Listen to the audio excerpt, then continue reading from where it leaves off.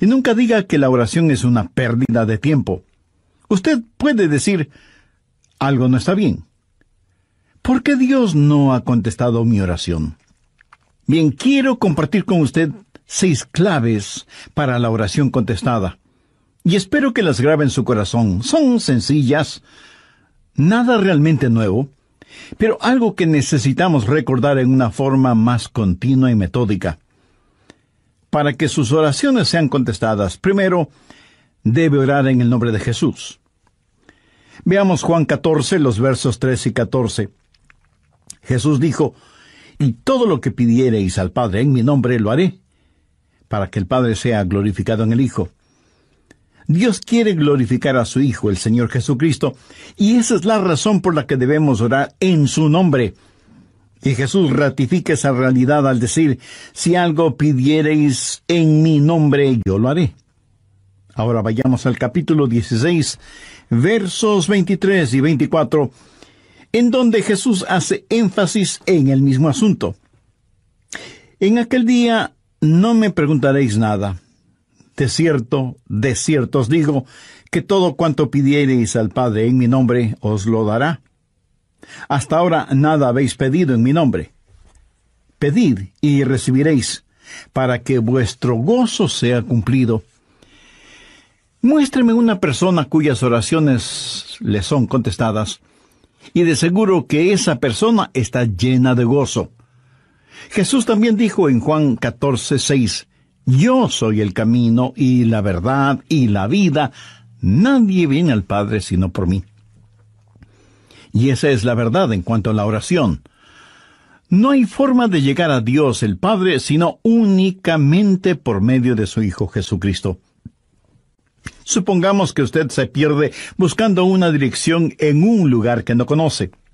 Así que detiene a una persona en la calle para que le ayude, y esa persona le dice, vaya derecho 3 cuadras más, luego vire a la derecha, verá una casa blanca con una cerca de madera, entonces vire a la izquierda, y esa es una calle sin salida.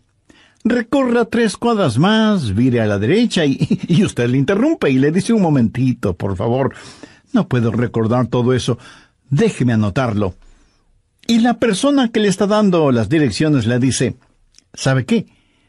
Yo estoy yendo en la misma dirección, permítame guiarle. Usted únicamente sígame. Esa persona no solo le señala el camino, sino que, por así decirlo, se vuelve el camino. Jesús no indica el camino, Jesús es el camino hacia el Padre, y cuando usted ora en el nombre de Jesús, Él le lleva a la presencia del Padre. Anote Efesios 2:18. Porque por medio de Él los unos y los otros tenemos entrada por un mismo Espíritu al Padre. ¿Qué significa orar en el nombre de Jesús? Significa orar con su autoridad. Cuando usted pone su firma en un cheque y se lo da a alguien, esa persona va al banco y lo efectiviza. El banco le entrega la cantidad de dinero estipulada en el cheque, porque ese cheque lleva su nombre, lleva su firma, y con su firma usted le autoriza al banco la entrega de ese dinero. Trate de ir a cualquier banco y hacer efectivo un cheque que no tiene ninguna firma, y le aseguro que estará metiéndose en profundos problemas.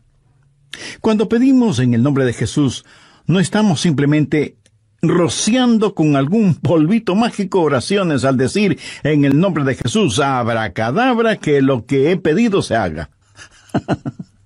No es así de ninguna manera. Orar en el nombre de Jesús significa, primero, obedecer su mandato. Segundo, hacer algo aprobado por Él. Tercero, saber que eso le dará honor y gloria a Él. Y cuarto, saber que el Padre será glorificado por lo que hacemos en el nombre de Jesús. Si usted ora sin usar el nombre de Jesús legítimamente, no tiene ninguna razón para esperar que su oración sea contestada.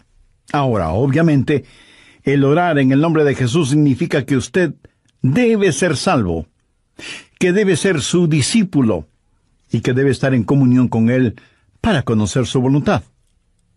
No solo ora en el nombre de Jesús, sino que también ora en el Espíritu. Veamos Efesios 6:18. Orando en todo tiempo con toda oración y súplica en el Espíritu, y velando en ello con toda perseverancia y súplica por todos los santos. Así como se debe orar en el nombre de Jesús, hay que orar en el Espíritu. Casi al final del Antiguo Testamento hay un versículo muy interesante. Busque Zacarías 12:10. Dios habla de lo que hará en los últimos días, cuando los judíos como nación vengan a Jesús. Y derramaré sobre la casa de David y sobre los moradores de Jerusalén espíritu de gracia y oración, y mirarán a mí, a quien traspasaron, y llorarán como se llora por hijo unigénito, afligiéndose por él como quien se aflige por el primogénito. Hay muchas cosas maravillosas en este versículo, pero lo que más me bendice es que Dios dice que hay un Espíritu, el Espíritu Santo, que es el Espíritu de gracia y de oración. ¿Tiene usted dificultades al orar? ¿Sabe por qué? Porque no está lleno del Espíritu. Porque cuando lo esté, la alabanza y la oración fluirán de su Espíritu. Usted estará constantemente alabando a Dios y constantemente suplicando en oración. Dios dice que un día Él va a derramar su espíritu de gracia y oración sobre los judíos, pero Él ya ha derramado su espíritu de gracia y oración sobre usted. Por lo tanto, usted debe orar en el Espíritu. En la pequeña epístola de Judas, el verso 20, dice: «Pero vosotros, amados, edificando sobre vuestra santísima fe, orando en el Espíritu Santo». ¿Había notado eso? ¿Cómo se desafía usted mismo? Orando en el Espíritu Santo. ¿Por qué es tan importante orar en el Espíritu? Bien, sabemos que cuando oramos en el nombre de Jesús, oramos con autoridad. Pero cuando oramos en el Espíritu, oramos con fortaleza para que Él nos ayude. Déjeme, le muestro algo en Romanos 8:26. Y de igual manera, el Espíritu nos ayuda en nuestra debilidad, pues que hemos de pedir como conviene no lo sabemos. Pero el Espíritu mismo intercede por nosotros con gemidos indecibles. Mi amigo, esto significa que cuando usted ora, no lo puede hacer sin el Espíritu, y Él no lo hará sin usted. Es el Espíritu el que ora. Y Él hace por usted lo que usted no puede hacer por usted mismo. El Santo Espíritu de Dios inspira, guía, pone energía y sostiene nuestras oraciones.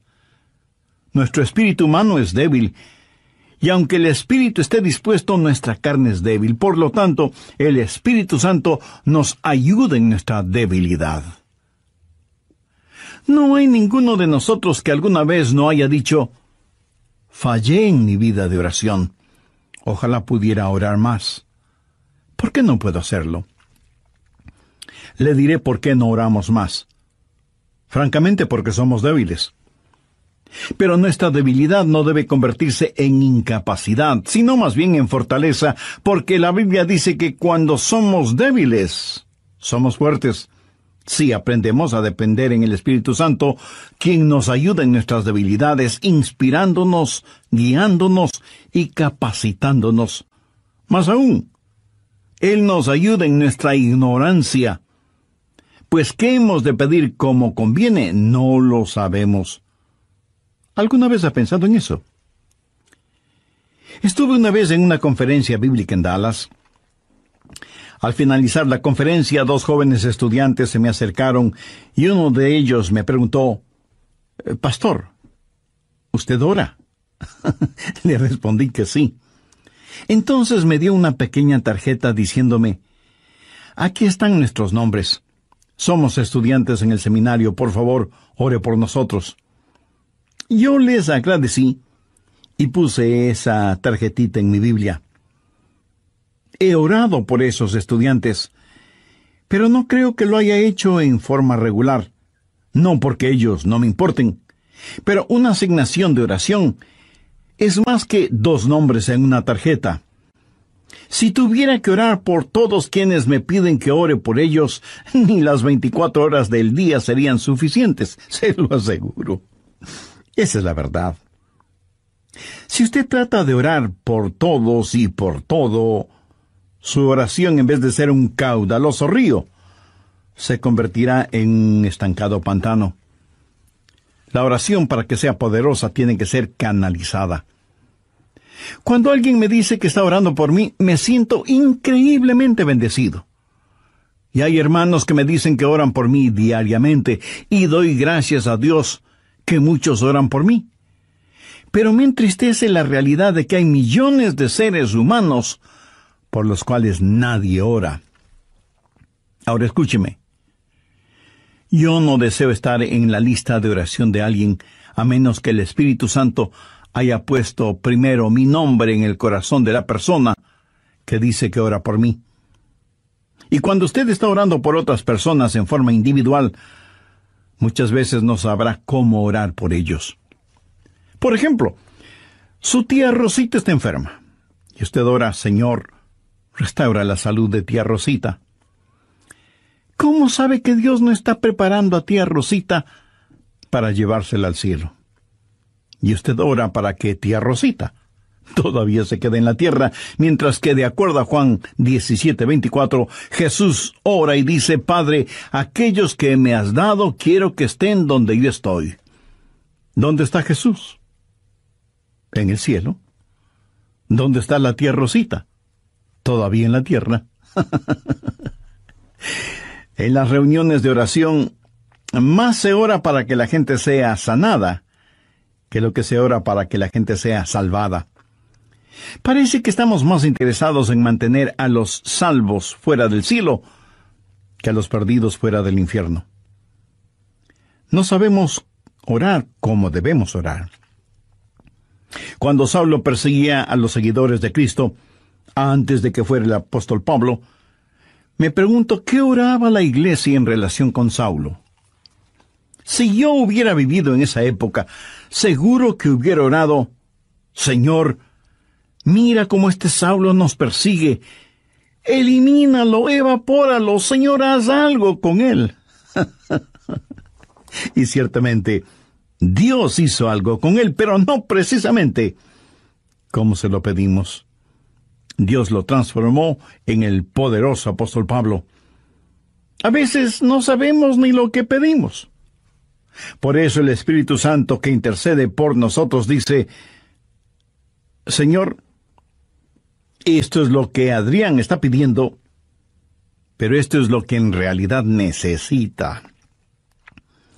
El Santo Espíritu de Dios nos ayuda en nuestras debilidades, cuando nosotros no sabemos cómo orar, por qué orar, o cuando no tenemos la fortaleza, ni la energía, ni el deseo de orar. E intercede con nosotros, como la Biblia lo dice en Romanos 6:26, pero el Espíritu mismo intercede por nosotros con gemidos indecibles. Ni usted ni yo, nadie puede orar como el Espíritu Santo puede hacerlo. Y la expresión gemidos indecibles era utilizada para describir los dolores de una mujer dando a luz. Eso, mi amigo, es orar en el Espíritu. Intercede por nosotros con gemidos indecibles, porque muchas veces nosotros no sabemos qué pedir.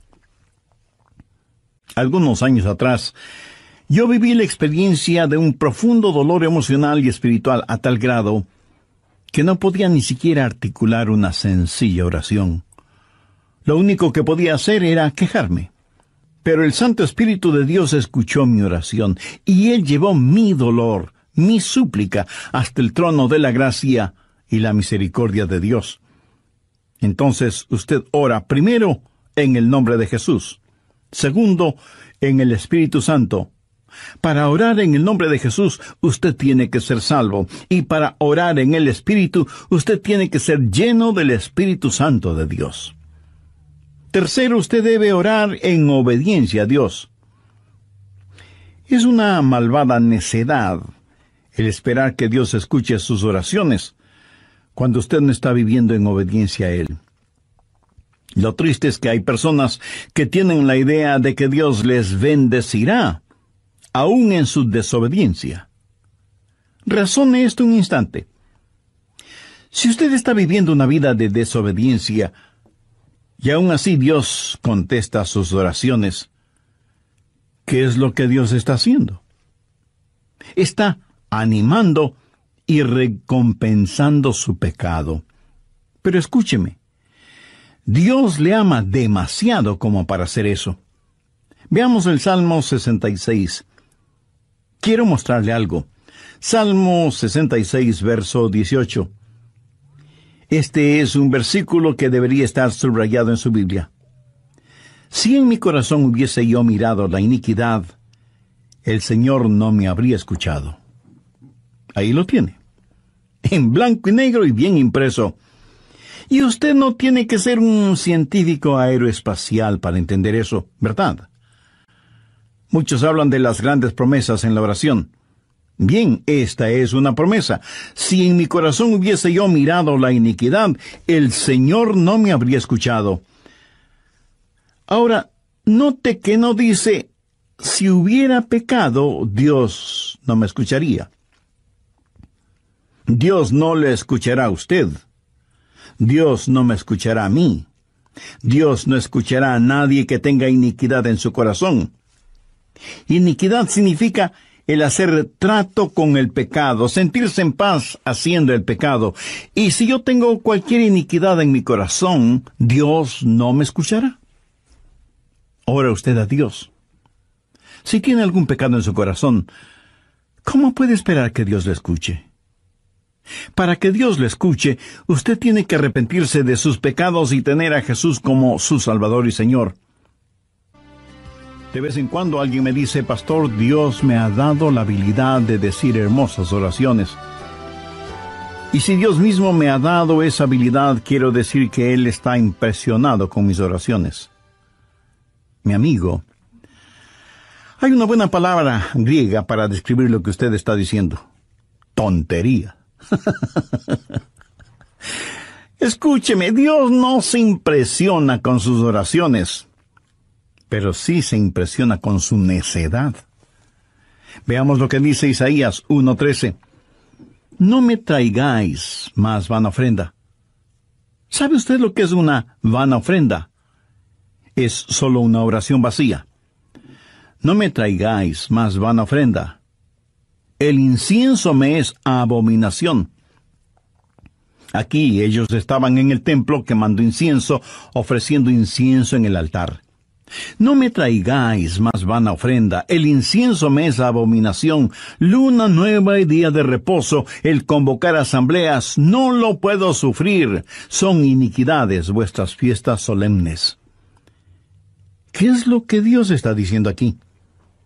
Que todo lo que ellos hacían como parte de su religión, Él lo detestaba. Y en Isaías 1, los versos del 15 al 17, leemos, Cuando extendáis vuestras manos, yo esconderé de vosotros mis ojos. Asimismo, cuando multipliquéis la oración, yo no oiré.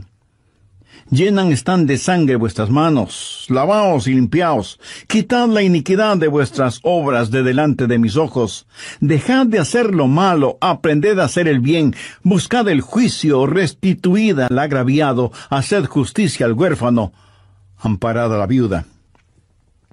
Veamos ahora Isaías 59:1. He aquí que no se ha cortado la mano de Jehová para salvar, ni se ha agravado su oído para oír. Dios no se ha vuelto manco ni sordo, pero vuestras iniquidades han hecho división entre vosotros y vuestro Dios, y vuestros pecados han hecho ocultar de vosotros su rostro para no oír. ¿Ha leído alguna vez algo del libro de Esdras? Vayamos al capítulo 9, verso 6.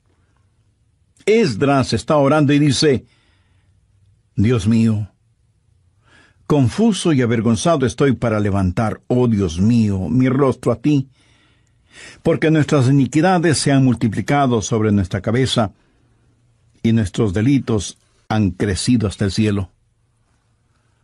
Mi amigo, debemos orar en obediencia.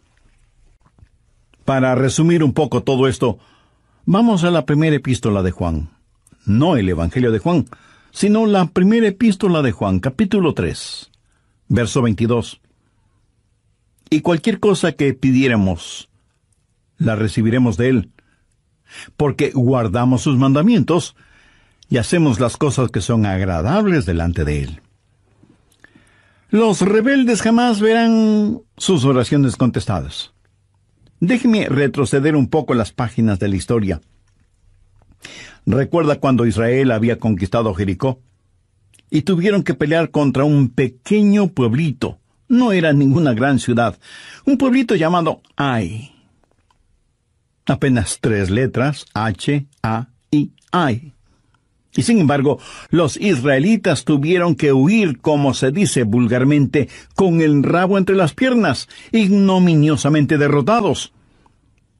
Y Josué tiene que ir y postrarse delante de Dios y preguntarle cómo pudo permitir que tal cosa sucediera. Mire lo que le contestó Dios en Josué 7, los versos 10 y 11. Y Jehová dijo a Josué, levántate, ¿por qué te postras así sobre tu rostro? Israel ha pecado. ¿Qué está diciendo? Josué, hijo mío, ¿por qué me estás orando? No puedes utilizar tus oraciones como una cortina de humo para ocultar el pecado que hay en medio del pueblo. Enfrenta y elimina ese pecado, y entonces oiré tus oraciones. Cuarto, usted debe orar en la voluntad de Dios. No solo conocer a Jesús, no solo ser lleno del Espíritu, no solo obedecer los mandamientos, pero aun habiendo hecho todo esto, todo lo que usted desea no es necesariamente la voluntad de Dios para usted. Anote 1 de Juan 5, versos 14-15.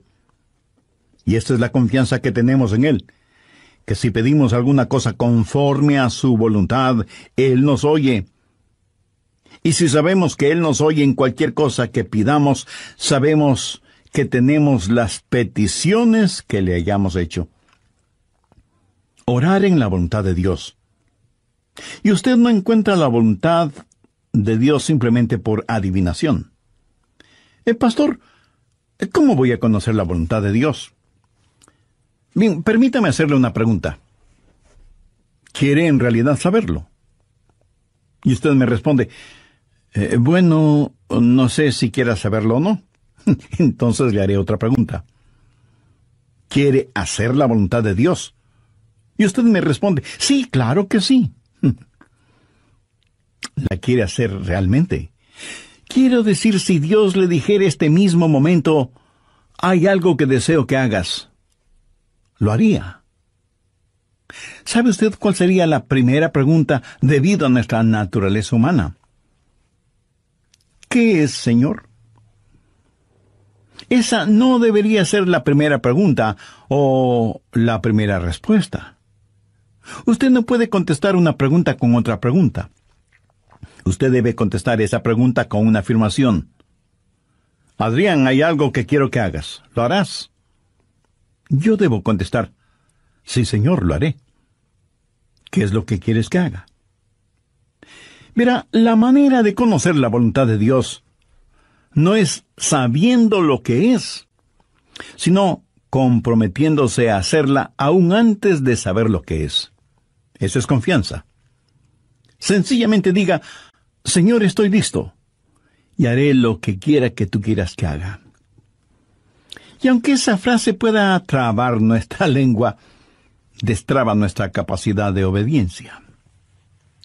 Debo admitir que muchos tienen temor de la voluntad de Dios.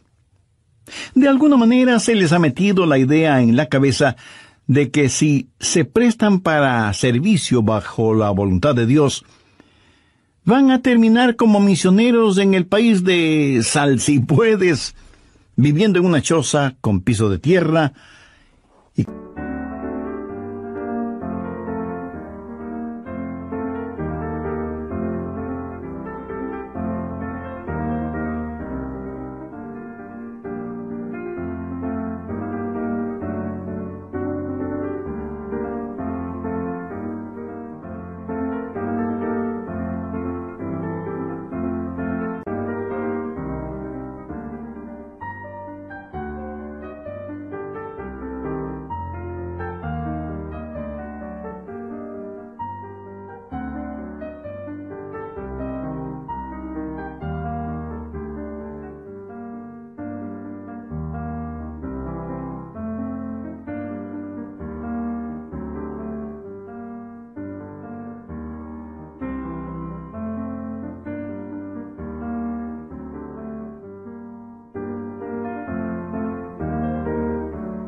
comiendo carne de serpiente o quién sabe qué otros exóticos alimentos. ¿Sabe qué? Pudiera ser que así suceda. La forma de conocer la voluntad de Dios es aceptando la voluntad de Dios antes de conocer cuál es la voluntad de Dios. Y aunque suena complicado lingüísticamente, espiritualmente no lo es. Pero usted me dice, el pastor, quiero más detalles. Muy bien, le voy a dar más detalles. La voluntad de Dios es buena, perfecta y aceptable. Y si piensa que esto lo digo porque soy muy inteligente, pues siento desilusionarle. Veamos qué dice Romanos 12, versos 1 y 2. Así que, hermanos, os ruego por las misericordias de Dios, que presentéis vuestros cuerpos en sacrificio vivo, santo, agradable a Dios, que es vuestro culto racional. No os conforméis a este siglo, sino transformaos por medio de la renovación de vuestro entendimiento, para que comprobéis cuál sea la voluntad de Dios, agradable y perfecta. Usted no necesita saber nada más que esto. La voluntad de Dios es buena, agradable y perfecta. Preséntese usted mismo como un sacrificio vivo y santo delante de Dios, y usted, sin ninguna sombra de duda, conocerá y comprobará que la voluntad de Dios es siempre buena.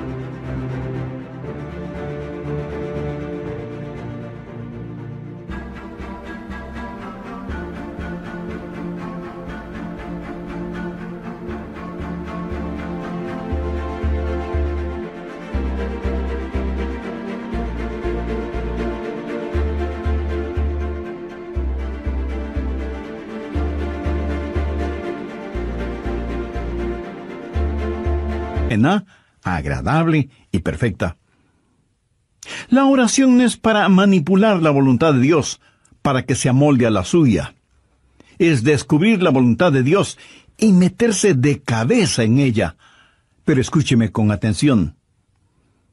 En última instancia, usted no encuentra la voluntad de Dios. La voluntad de Dios lo encuentra usted.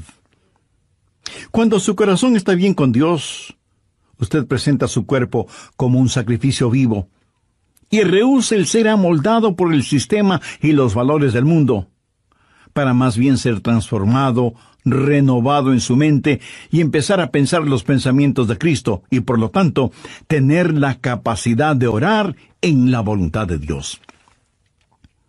Quinto, orar en comunión con los creyentes. Por favor, busque el Evangelio de Marcos, capítulo 11, los versos 25 y 26. Y cuando estéis orando, perdonad si tenéis algo contra alguno, para que también vuestro Padre que está en los cielos os perdone a vosotros vuestras ofensas. Porque si vosotros no perdonáis, tampoco vuestro Padre que está en los cielos os perdonará vuestras ofensas.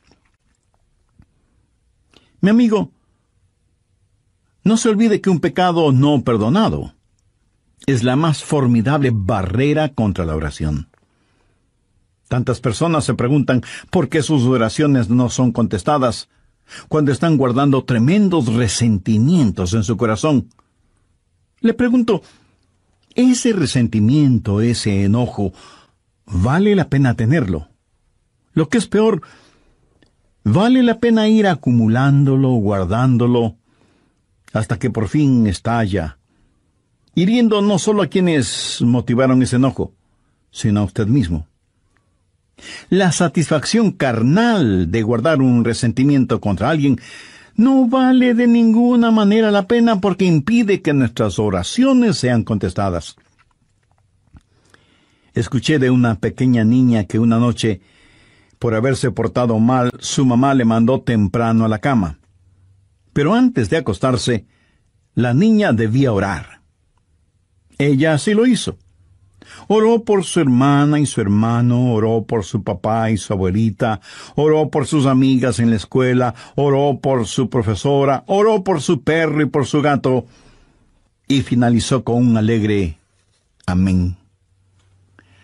Luego, mirando a su madre, le dijo: «Como habrás notado, mamá, tú no estuviste en mi oración». Me imagino que esa oración no habrá salido de ese cuarto, menos habrá llegado al cielo. Pero hay una profunda lección en esto. Sería una temeraria necedad si alguien, teniendo un espíritu no perdonador, pretende que sus oraciones sean contestadas. Y esto es verdad de manera especial entre marido y mujer. En 1 de Pedro 3:7 leemos: «Vosotros maridos igualmente, vivid con ella sabiamente, dando honor a la mujer como a vaso más frágil y como a coherederas de la gracia de la vida». ¿Para qué?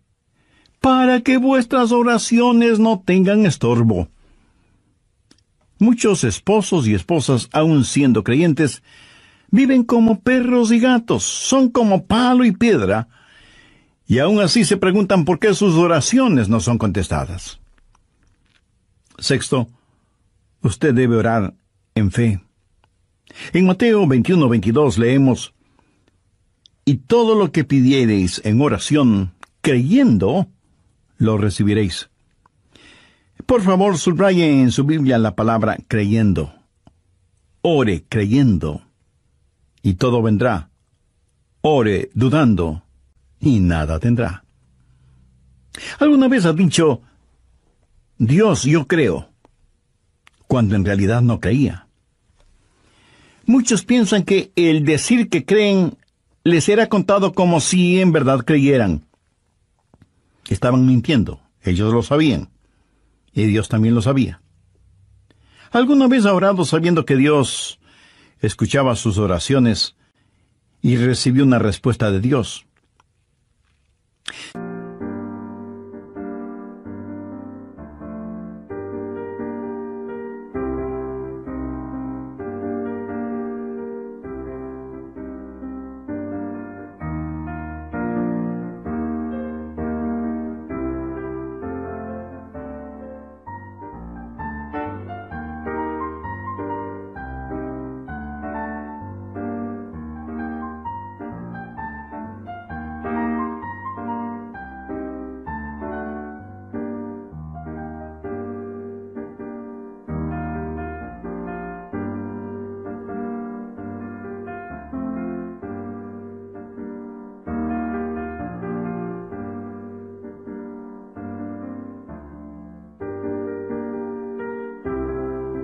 Verá, la fe es también un regalo de Dios.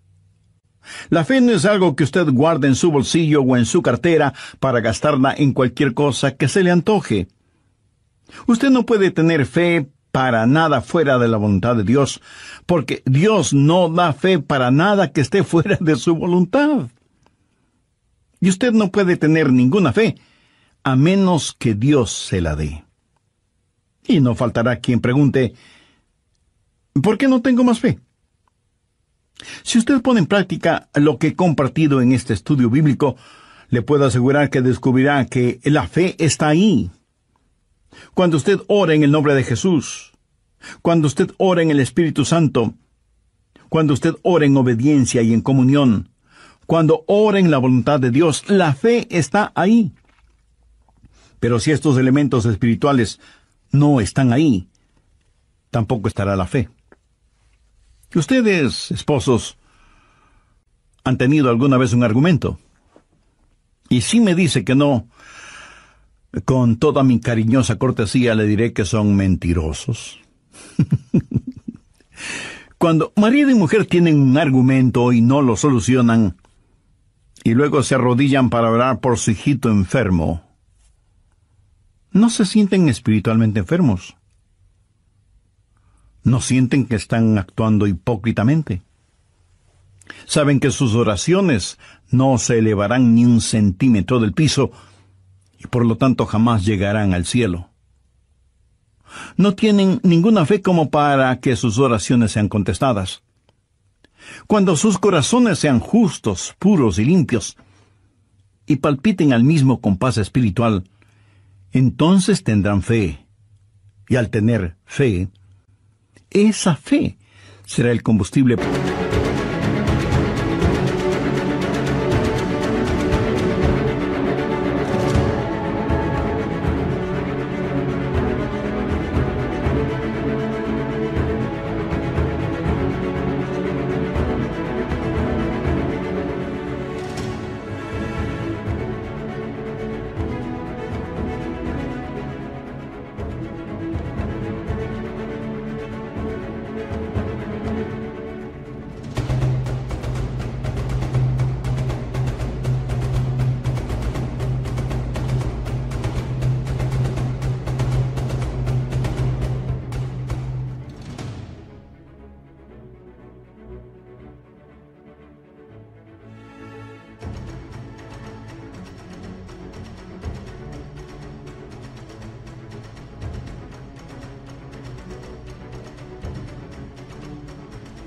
para transportar su oración hasta el trono de la gracia de Dios. Jorge Muller, de Bristol, Inglaterra, fue un gran siervo de Dios y un poderoso hombre de fe. Él tenía un diario personal en el cual anotaba todas las instancias de oraciones contestadas y llegó a registrar 25,000 oraciones contestadas, algunas de ellas increíblemente milagrosas, imposibles de explicarlas, aparte de la intervención de Dios. Alguna vez alguien le preguntó a George Muller, ¿cuál es el secreto para que las oraciones sean contestadas? ¿Sabe cuál fue su respuesta? Tenga fe en Dios. Tenga fe en Dios. Ahora, yo no creo que él dijo tenga fe en Dios, sino que dijo tenga fe en Dios. Mira, en realidad no es una gran fe la que necesitamos, sino que necesitamos tener fe en un gran Dios. Fe no es solo un sentimiento positivo, ni el que usted se vuelva frenético o fanático, sino tener la absoluta confianza de que Dios hará lo que usted le ha pedido, si ese pedido está encuadrado dentro de los parámetros de la voluntad de Dios. Los discípulos le dijeron a Jesús, Señor, enséñanos a orar. Y ese debe ser nuestro pedido también, para que Dios nos ayude a ser hombres y mujeres de oración. Hay algo en nosotros que se resiste a orar. Preferimos ocuparnos en cualquier otra cosa en vez de orar. Y eso se debe a nuestra naturaleza carnal y pecaminosa. Por eso necesitamos la ayuda de Dios para que amemos de tal manera a Jesús y seamos llenos de su Espíritu Santo para que la oración fluya de nosotros en forma constante y que oremos siempre en el nombre del Señor Jesucristo.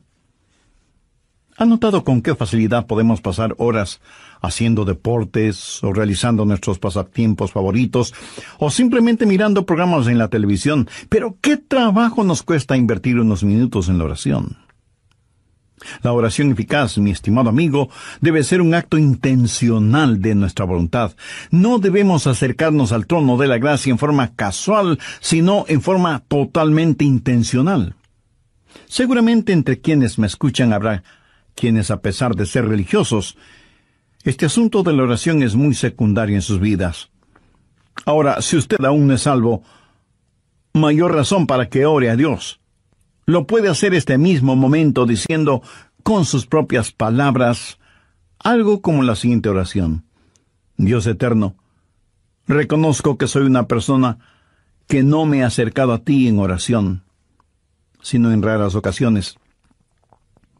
Reconozco también que soy pecador, que estoy perdido y que necesito ser salvo para tener la seguridad de ir al cielo cuando me llames a tu presencia. Señor Jesús, creo que eres el Hijo de Dios y que entregaste tu vida y derramaste tu sangre en la cruz para, por medio de tu sacrificio, pagar la deuda de mis pecados, perdonarme, limpiarme y salvarme. No sé si mi fe es grande o pequeña, pero con la fe que tengo este momento te invito a que vengas a mi corazón y seas mi Salvador y mi Señor. Toma el control total de mi vida.